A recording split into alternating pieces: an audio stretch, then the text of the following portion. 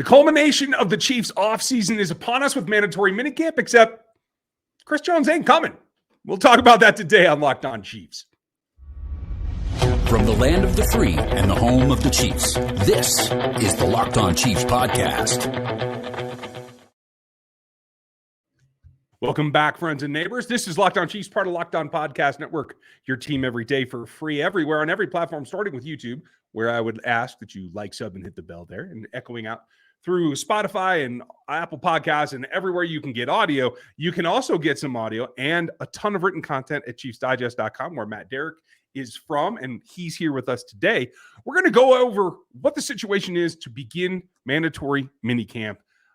Big headline, Chris Jones isn't there. We'll get into the details here in a second, but thanks for making us your first listen. Make another Locked On show your next listen to get all the information that you're looking for. And if you would, I would appreciate it if you checked out the other outlets, RogueAPC.com for Rogue Analytics and Performance Consulting, NFL33.com, where all of my league-wide content goes, and RGR Football if you want to get into the deep of it. But Matt Derrick's here to give us the inside look at how the first day went, and number 95, vaguely missing. I want to know your take, Matt, before I give you mine. What does this mean?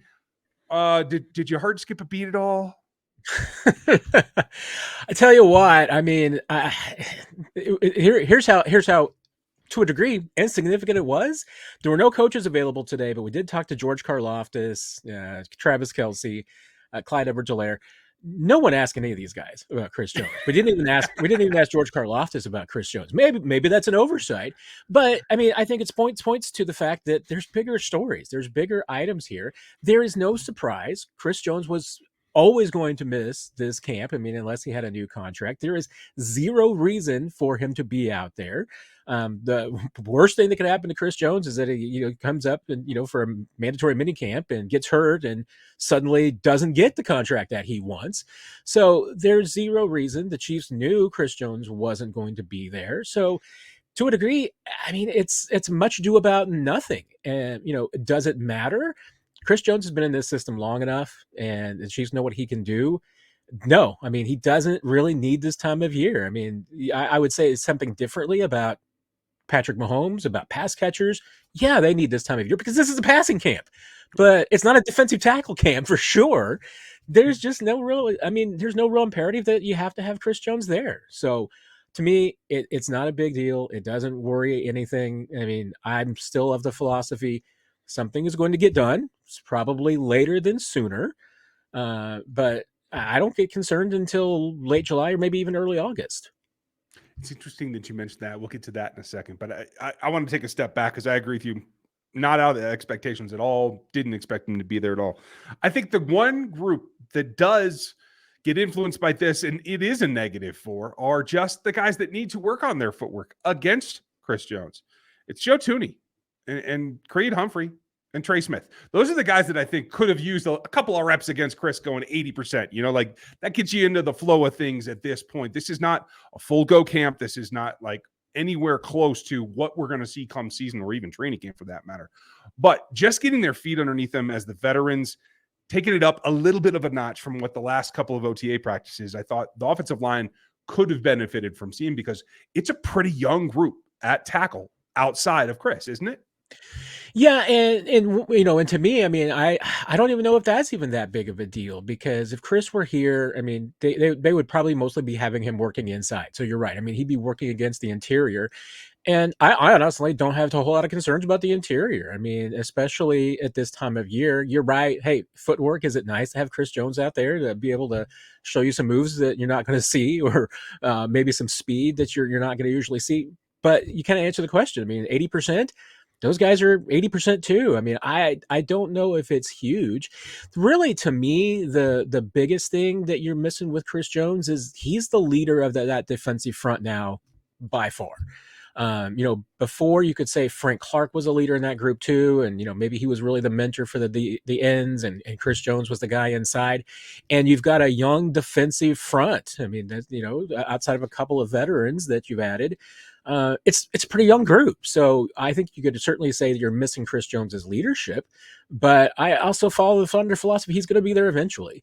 And the byproduct of Chris Jones not being there right now, as a lot of young guys are getting some snaps and getting some looks that they wouldn't otherwise get. So in some of this, I think it's 6 of one, of half dozen of another. I mean, yeah, you're losing in some places, but you're maybe gaining an edge in some other areas. So you mentioned later rather than sooner. So going on 10, 12 days ago now, we heard a report that the Chiefs are trying to speed up that process. They do feel like they have some fish they want to fry. They need Chris to do it. Do you think in the end that matters, or is this still a few days before camp it gets done and they just have to make do with what they have left at that time? Well, the Chiefs can do anything they want to try and speed it up, but unless they're going to call Quinnen Williams and his agent and tell him to get a deal done with the Jets, that's the only thing that's going to speed this up. I mean, I think if a Quinnen Williams extension got done, I'd put the Chris Jones extension getting done at 23 and a half hours. I mean, I think it would just be that quick, because we're talking about, Chris is pretty much locked himself in. I mean, we haven't heard official statements, but the indication from his side has been that Chris Jones wants to be the second highest paid defensive tackle. Right now, there's a pretty wide gap between the second highest paid defensive tackle and Aaron Donald. The expectation is that an extension with Quinnen Williams is going to shorten that gap. So, I mean, that's the market changer that Chris Jones and his camp is looking for. And I keep saying his camp because, I mean, all things being equal, Chris Jones would like to get a deal done, but his representation is what's looking out best for him.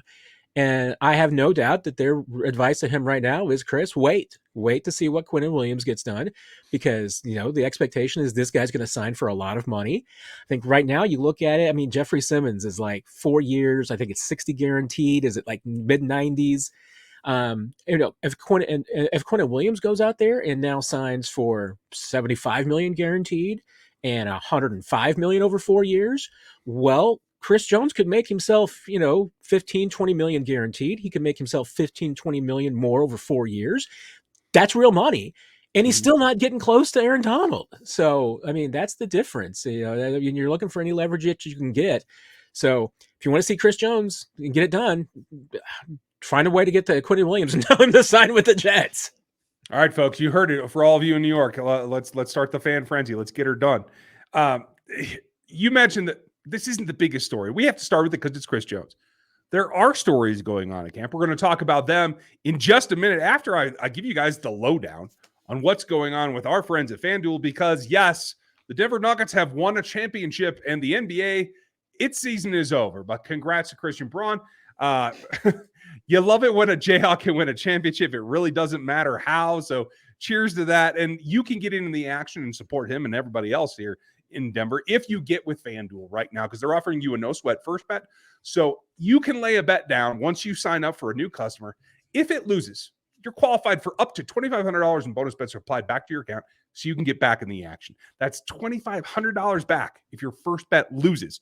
There's no better place to get it done than America's #1 sportsbook. You can do that at FanDuel.com/lockdown. You can see it right here underneath me. That's FanDuel.com/lockdown for that no sweat first bet. Up to $2,500 in bonus bets returned to you if your first bet loses at FanDuel, official sportsbook partner of the NBA, the MLB, and most importantly, the NFL. So with all that in tow, Matt, congrats again to another Jayhawk. I love putting that out there for you Mizzou fans. I'm sorry. It's okay. You'll get used to it. Big story there. Big story, Chris Jones, but not the most important in what's going on out at Arrowhead right now. So you tell me, what is the biggest story that you see from one day in mandatory minicamp? Yeah, I think the biggest thing that stood out to me on day one were the receivers. Like I said, this is a passing camp, so receivers should be impressing you. If you are a pass catcher who is not impressing anyone right now, that's a bad sign. And especially when you got Patrick Mahomes slinging you the football. And on day one of the mandatory minicamp, there were a lot of pass catchers who looked good. Marquez Valdez-Scantling had a couple of really nice catches. But I thought the two real stars of the day, one, Sky Moore, definitely was catching everything in sight. Thought he had a really good day in front of the media last week for the one open practice. But today looked really sharp. He had a couple of nice grabs and, a couple of contested catches. which I still put an asterisk in, during minicamp when you can't hit people and there aren't pads. But right now he's making the catches that he's supposed to make. So that's good. And one absolute thing of beauty. I don't know if the Chiefs have captured it yet to put it out on their social media, but Patrick Mahomes delivered a submarine fastball from about 2 feet off the ground around a defender to Sky Moore on the run that Moore pretty much snagged at his kneecaps in stride. It was just another one of those Patrick Mahomes throws. But Sky Moore not only makes the catch, but kept going. And I couldn't go back. I couldn't help it going back to a couple of times last year when we saw Sky Moore and Patrick Mahomes weren't on the same page. They have looked much more on the same page this time of year, and that's a great sign. So Sky Moore having a good day is good. The other guy who really impressed me today was Richie James, and I think that's important because I think Richie James to me has maybe the highest potential of this receiver group. I mean, I look at what he did last year, and that was a breakout year that he had last year, and he did it with Daniel Jones. And no offense against Jones, but I mean, he was a different quarterback throwing to Richie James. And, you look at just, all of his metrics and all of his numbers. I mean, Richie James was a really good receiver last year. You put him with a great quarterback, and I just think there's huge potential there. So to me, if James can win a spot on this roster and move up the depth chart, I think that's great for the Chiefs. He could certainly be in the mix as one of the return guys. I think he's got a good chance of winning the punt return job. Deneric Prince, continues to impress. He's going to, I think, make this team and probably be the kick returner. So that leaves the punt return spot. And if James can nail that down and nail down a receiver spot, I think that's good for the Chiefs offense. That makes perfect sense to me. I mean, I would go so far just looking at resume and what we've seen on film. I have Richie James as the fourth receiver on this roster. Is that not the case right now as you see it in terms of reps and allocation there at minicamp? I mean, when you're talking about reps and just where guys have been lining up and everything, I'd say Kadarius Toney, Marquez Valdez-Scantling, and Sky Moore are the top three. Mm-hmm. I don't know if I could say it was reps yet, but I think, Justin Watson, I think, is going to make this team. He's just too much of a glue guy that they trust. So I'd say if I were penciling in four guys, those would be the four right now. So James might be the fifth. But also knowing that, if you did structure the roster that way and take a look at it, doesn't mean he's not going to be ahead of Justin Watson and looks if he does make it. I mean, that's just where it is right now. But I think it can work in there further. And then, you talk on extending on down. And I know, I'm sorry, everybody, I haven't mentioned Justin Ross yet, but he's in there too. Although I didn't see him doing a lot in team activity today. He was out last week for a little bit. So it's possible that he's been dealing with something that the team just has not revealed yet.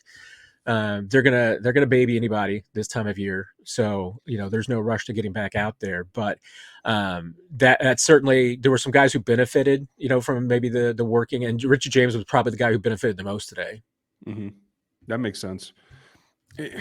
There's got to be some other stories. Is there something on defense that stood out to you today that we can counteract all the fancy offensive talk? Yeah, this was a really interesting day because it was. A lot of the teamwork was difficult situations for the offense. A lot of third and long situations. There were some red zone situations that, were a little bit more offensive friendly, and there was, certainly some touchdowns here and there.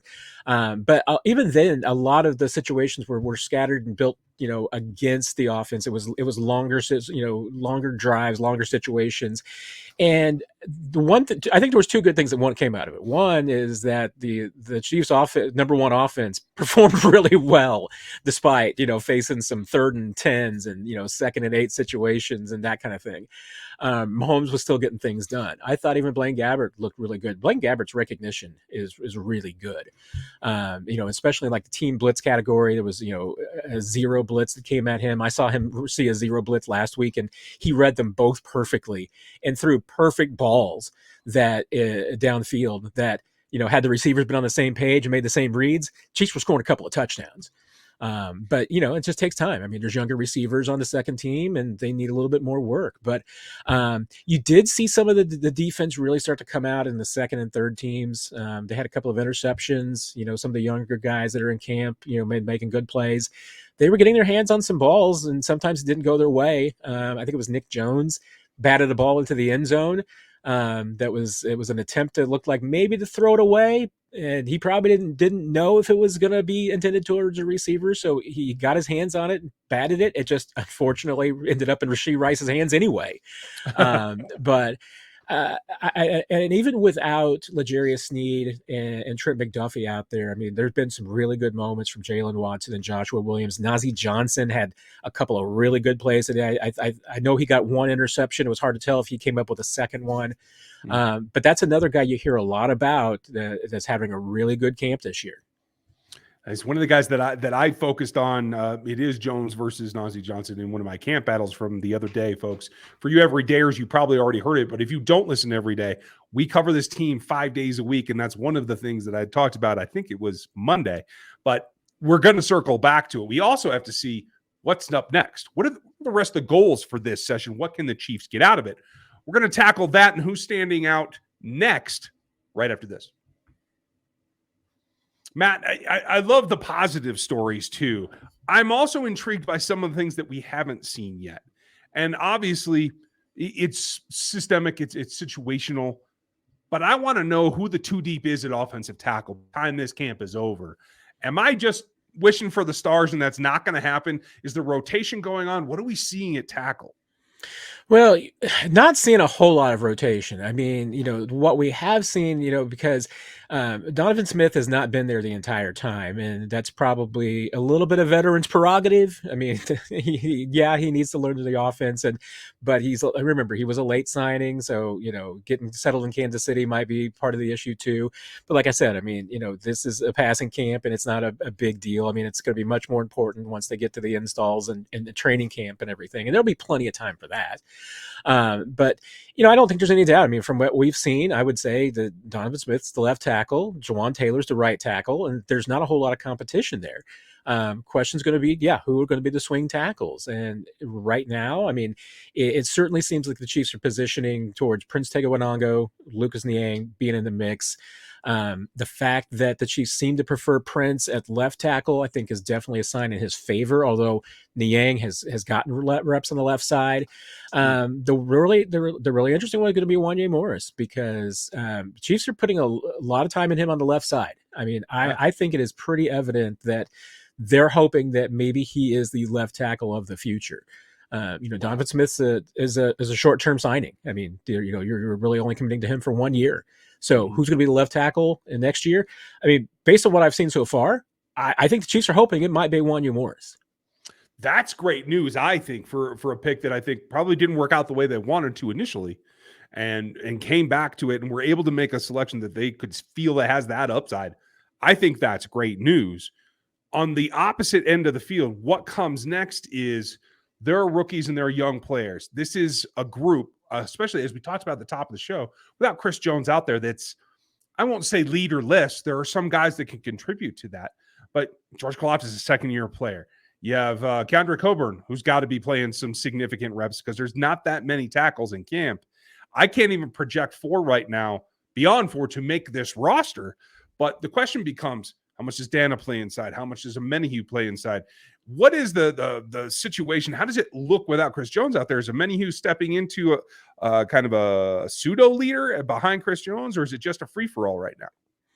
Yeah, I certainly don't think it's a free for all, and and you can bank on Joe Cullen, the defensive line coach, is too experienced to let that happen. So that's a good thing, and they do have some veteran voices, especially inside. I mean, Danny Shelton's been around forever, so having a guy like him, I think, they do see him as an asset. Guys, I think he can be a leader, and certainly having a veteran like him around is good. Derek Nottie is a veteran. I mean, he's 5 years in the league, so he's got plenty of experience. I don't think that's been a big issue.